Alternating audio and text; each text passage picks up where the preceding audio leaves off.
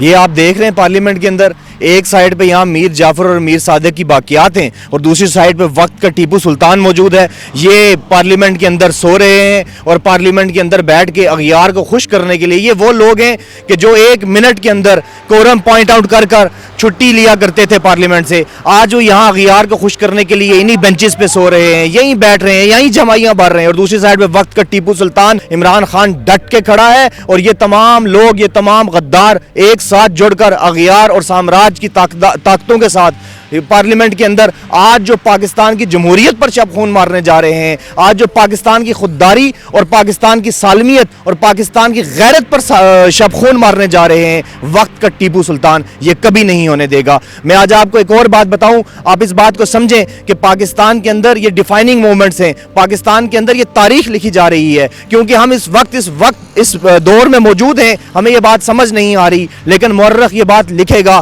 کہ ایک وقت میں پاکستان کا ٹیپو سلطان اور پاکستان کے اندر وہ محمود غزنوی کی سنت پوری کرنے والا, وہ محمود غزنوی جس کو سامراج نے جس ٹائم اس نے بت گرائے تو اس کے قدموں میں دولت انبار لگا دیے کہ خدا را ہمارے بت مت گراؤ. تو محمود غزنوی نے ایک تاریخی جملہ ادا کیا. محمود غزنوی نے کہا میں محمود غزنوی ہوں, میں بت شکن ہوں, میں بت فروش نہیں. اور آج وقت کا محمود غزنوی یہ پرائم منسٹر ہاؤس میں ساتھ موجود ہے اور وہ کہتا ہے میں بت شکن ہوں, میں بت فروش نہیں, میں باز ضمیر ہوں, میں ضمیر فروش نہیں. عمران خان کو اغیار نے اور سامراج نے طرح طرح کی دھمکیاں دی, طرح طرح کی آپ کہیں کہ عمران خان کے قدموں میں لا کے ہر طرح کی اپنی دولتیں اور عمران خان کو ہر طرح کی آفرز دی گئی, لیکن عمران خان نے محمود غزنوی ہونے کا ثبوت دیا اور عمران خان نے کہا کہ میں عمران خان ہوں, میں باز ضمیر ہوں, میں با کردار ہوں, میں ضمیر فروش نہیں. میں نے وہ جو بت پورے پاکستان سے خوف کے بت گرائے,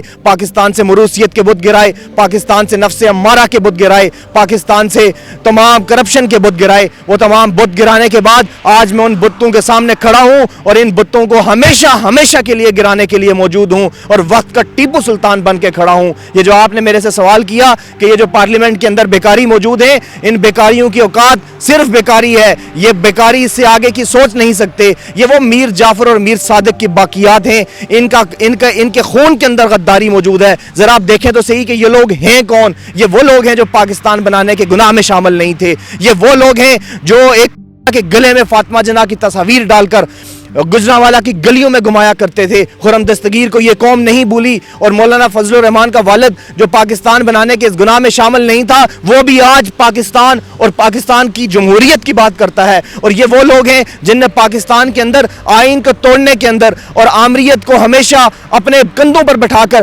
مسند اقتدار پر بٹھایا, اور یہ لوگ بھی آج اپنے آپ کو کہتے ہیں کہ ہم آئین کے چیمپئن ہیں اور جمہوریت کے چیمپئن ہیں. یہ عوام کو بیوقوف بنانا بند کرو. یہ عوام اب بیوقوف بننے والی نہیں ہے. اس عوام کو پتہ ہے کہ تم بک چکے ہو, غداروں کے ہاتھوں بک چکے ہو, اور اس غداری کا تمہیں ثبوت چاہیے تو عوام میں آؤ. تم اگر اتنا کہتے ہو کہ تم محب وطن ہو اور تم پاکستان کی جمہوریت کے لیے اور پاکستان کے لیے کچھ کرنا چاہتے ہو, میدان میں آؤ. گھوڑا بھی حاضر ہے, میدان بھی حاضر ہے.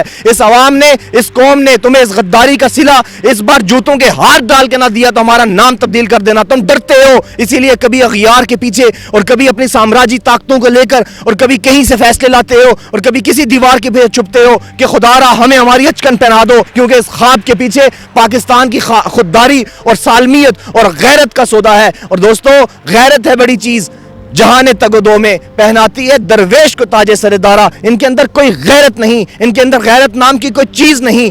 ایک پشتو کا محاورہ ہے, غیرت کو پیدا شوے تچا کڑے. غریب مرنے سے بہتر ہے غریب مر جاؤ, غیرت نہ مرو. مرنے سے بہتر ہے کہ غریب مر جاؤ. لیکن انہوں نے اپنی غیرت کے اوپر اغیار کے ڈالرز کو ترجیح دی. ان نے اپنی غیرت کا سمجھوتا کیا اور اسی غیرت کے سمجھوتے کی وجہ سے اب یہ پاکستان اور اس دھرتی ماں کا سودا کرنے جا رہے ہیں. لیکن تمہیں یہ بات ہم بتا دیں کہ وقت کا ٹیپو سلطان بھی موجود ہے اور وقت کے یہ خوددار نوجوان بھی موجود ہیں جو انشاءاللہ سیسا پلائی دیوار کی طرح اپنے ٹیپو سلطان کے ساتھ پاکستان کی خود مختاری اور پاکستان کی سالمیت کے لیے اپنی جان بھی نچھاور کرنی پڑی تو ہم کر دیں گے. ہم پاکستان کے اوپر کبھی آنچ نہیں آنے دیں گے. یہ میرے جذبات نہیں, یہ پاکستان کی 22 کروڑ عوام کے جذبات ہیں, اور تم ان سے اچھے طریقے سے واقف ہو. اگر تم اس سے واقف نہ ہوتے تو تم الیکشنز میں آتے. تمہیں پتہ ہے کہ تم غدار ہو, اور تم یہ غداری کا ٹیگ اتارنے کے لیے کبھی کوئی نیریٹو بناتے ہو, کبھی کوئی نیریٹو بناتے ہو. تم نے جو پیسہ لگانا ہے پیسہ لگا لو, لیکن یہ عوام اب جان چکی ہے کہ تم غدار ہو. تمہاری شکلیں پہچان چکی ہے کہ تم غدار ہو. کہ اکثریت سے کچھ نہیں ہوتا.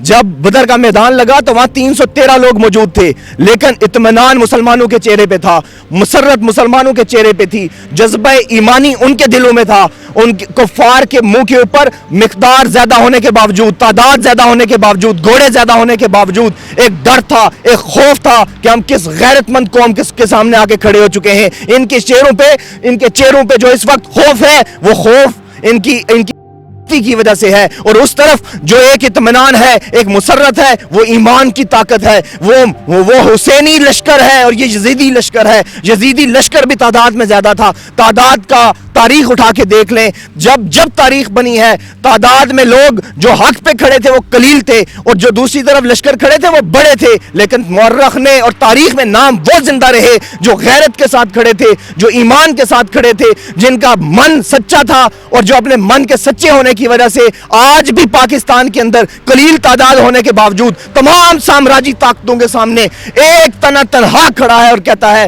کہ تم جتنے ہو آ جاؤ, میں ہوں.